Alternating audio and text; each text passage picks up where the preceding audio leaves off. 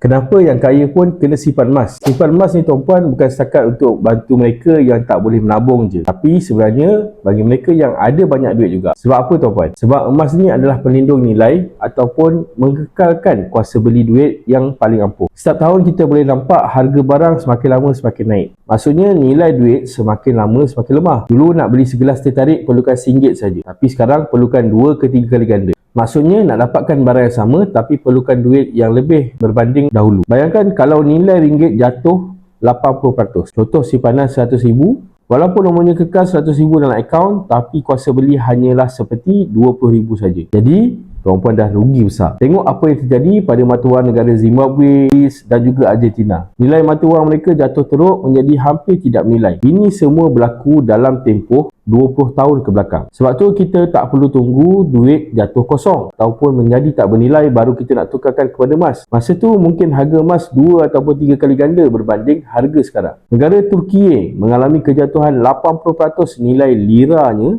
selepas COVID. Baru-baru ni pula kita boleh nampak rakyat Indonesia dah mula membeli emas secara besar-besaran akibat kelembapan ekonomi negara mereka. Jadi tuan-puan, alihkan sebahagian kekayaan ataupun pendapatan tuan-puan kepada bentuk emas sebagai insurans kepada simpanan dan juga kekayaan tuan-puan. Boleh isi detail di beg biru ataupun DM saya untuk mulakan simpanan emas tuan-puan.